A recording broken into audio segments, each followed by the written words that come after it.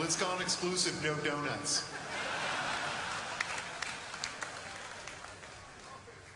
Thank you. Hello, great game, but I have a question about how the game is going to transition. Like, you've upped the pace from Diablo 2 significantly, and I'm curious how it's going to transition into boss fights for Diablo 3.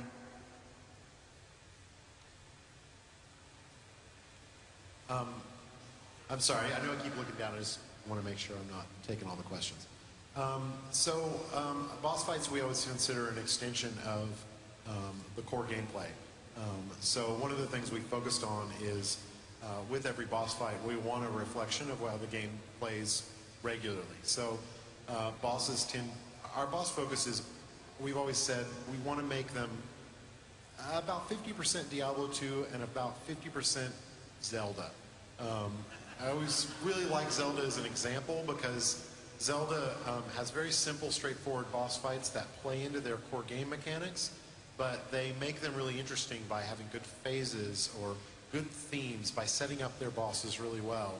So that's what we're trying to do with all the boss fights that you'll experience in Diablo 3. Thank you.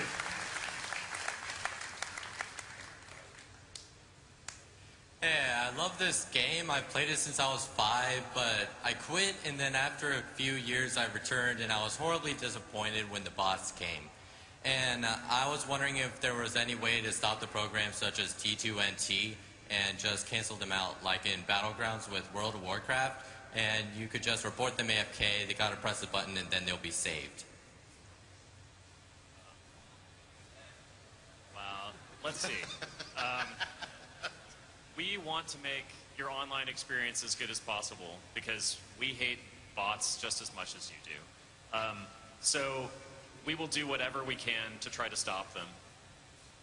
You also have to remember that technology has changed quite a bit from Diablo 2. So we have a lot more tools at our disposal to try to counteract bots. So, yeah, I mean, it is a tough challenge, though. I mean, every time we try to stop things, people put a lot of effort into try to making them back again. But I'll say that we will do whatever we can. Yeah, and a lot of the structure of new Battlenet does actually make it difficult to have something that can just kind of jump in easily to a game and bot and move out. So that's one of the things that we're trying to look at as we continue to develop Battlenet. Thank you. Thanks.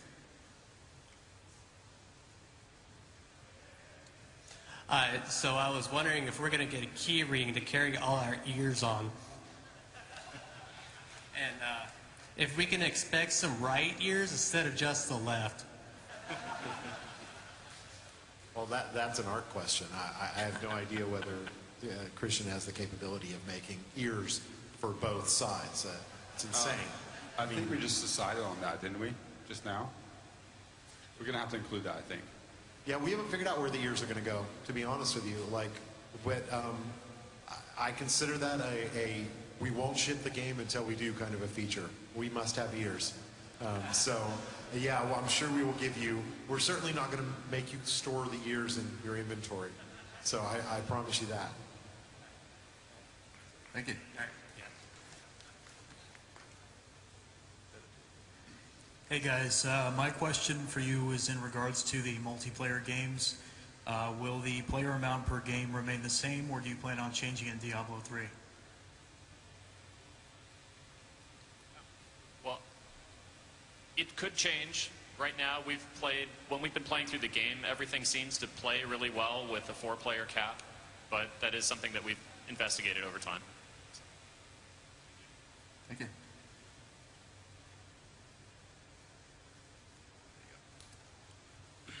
All right, so as I understand, hardcore mode is making a comeback.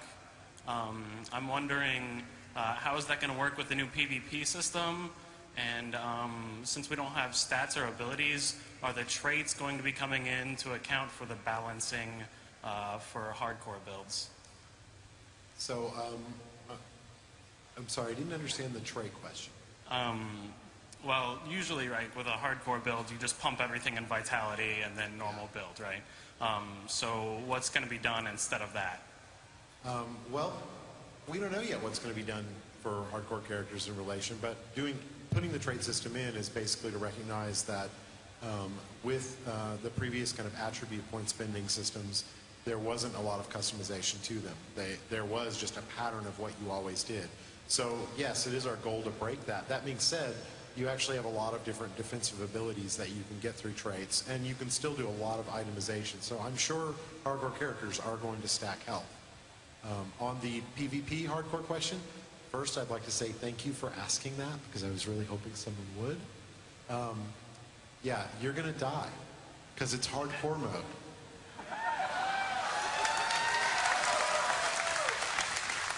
So if you don't want to die, don't go into the arena. Thank you. Hey there, guys. I had a question regarding runes. Are runes going to be making an appearance in Diablo 3? And if so, is it going to take like 1 million to make an ist rune? Could you just tell me that now so I can start saving?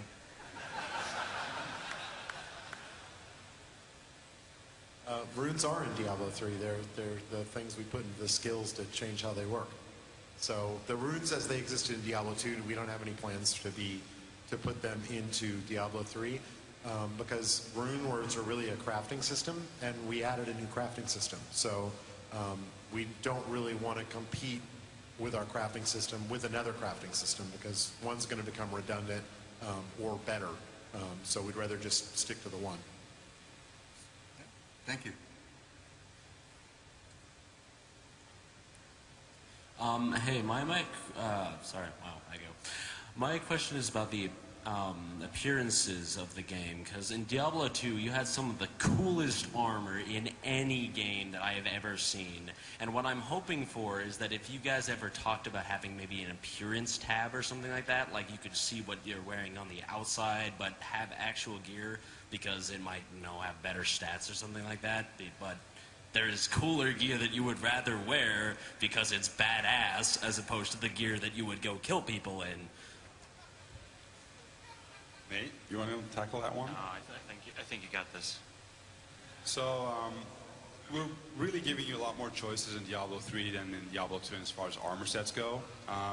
We're spending a lot of time on giving you a lot of variety. We're also adding a dye system to it. So the dye system will allow you to actually dye certain parts of the armor, make it even cooler, and totally customize it the way you like to. The short answer is it's going to look even cooler. Yeah. And I think the other thing too is to maybe mention is that the dye system will also have probably rare dyes, meaning that you'll be able to find or even craft very rare dyes and basically show them off to your friends and go like, look at my cool armor because it's crimson red and nobody else has that. So it'll be really cool. Thank you. One more step. There you go. What's up, guys? This is Carl Friend representing Ravenholt. So I'm going to try to make this like a programming question for the boys up there. So I'm like primarily a WoW player, right? But I'm really excited about checking out the Diablo universe. One of the things I find awkward with trying the game is the mouse-based movement, because if I'm a caster and I'm just a little bit off with my mousing, instead of casting a fireball, I'm now going to go see how sharp his axe is with my face. So have you guys given any thought to incorporating a WASD movement as like a secondary choice for characters? And I guess what would the programming challenges be in something like that? Hey now, it's a legitimate question. This is a friendly space. It's not like he said dual crossbows suck or anything.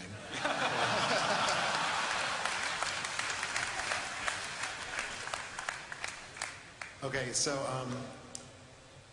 we've played around with WASD, and it doesn't feel very good because it's only 4 directions, and there's a lot more granularity to how you move the character with the mouse. So we felt like it was a vastly inferior control scheme for how the game played, and we didn't want to support something that we felt was not a good control scheme. At Blizzard, controls are everything. We put an enormous amount of time and energy into them, and so supporting multiple, especially when one of them is obviously not the way most people are going to play and is not really the way we want people to play, is not something we try to do. To address the actual example you gave, we do have a key in the game that you can hold that will keep you in place so that if you are off target, you don't go and find out how sharp that axe is. Shift. That's the shift key. Thank you.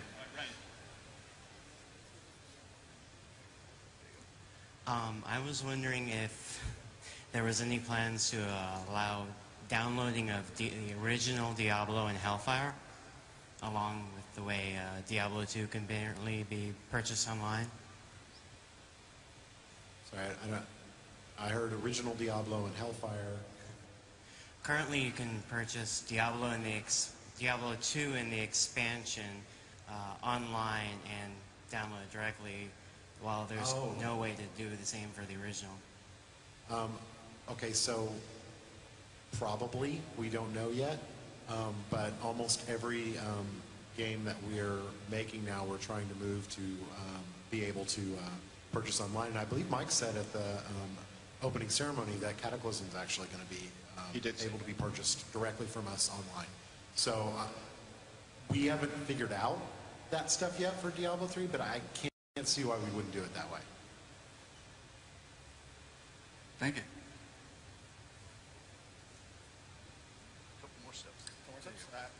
Alex Joe, out to Portland, Oregon. My question is, with StarCraft 2 and World of Warcraft with professional gaming communities, they're big. Do you have any plans on bringing that to Diablo 3 with the arena? No.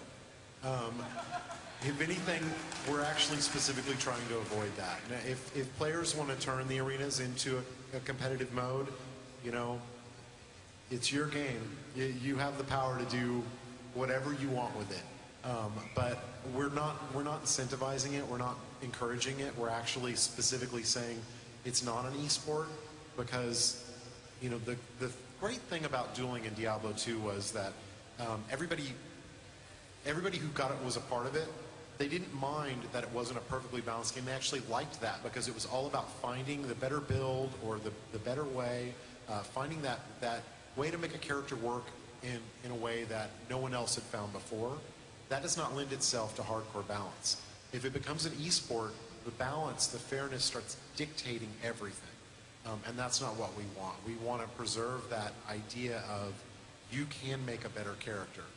And you can find this obscure build and just beat people up with it. As soon as you put in those like esports and the rankings, that all goes away. Thank you.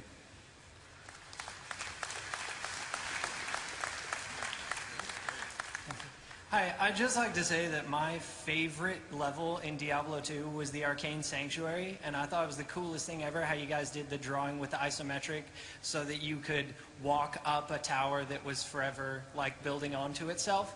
Now that Diablo 3 is going to be built around this 3D engine, I was wondering if you guys had any plans to bring that level back, or if there was any way really of doing that, because it seems kind of like it's impossible. That would be pretty hard, wouldn't it? The Escher stuff? Pat, do you have some thoughts on that? Well, we're always trying to add depth and layers to our environments just to make them more visually interesting and sometimes, you know, more gameplay interesting. An infinite staircase, I don't know. From a 3D point of view, obviously that's really hard to do. I think there are some thoughts on having some levels that will be a little bit in that direction, but it's not quite the same thing as in a D2 where, you know, you can get away with that. Thank you. Hi guys, the game is great so far. The improvements from last year's BlizzCon, even with sound and UI, is great. I wish I had a sound question. Unfortunately, I don't. I was wondering if you could give us an idea on maybe how long Diablo 3 is in comparison to Diablo 2. Like, is it? I know length is kind of arbitrary because some people will power through the game and some people will take longer times. But let's say if you took Diablo and Lord of Destruction, is Diablo 3 quote-unquote longer or shorter, about the same in length? Can you give us any kind of ideas on what you're shooting for? Kevin, would you like to get that one? Kevin, why so handsome? Who me? Yeah. Yeah, you. Honestly, you kind of... Content designer? To some extent, I have to give you a non-answer to that. You kind of already answered it, is that it's dramatically different depending on who's playing, and to a large part because of the randomness.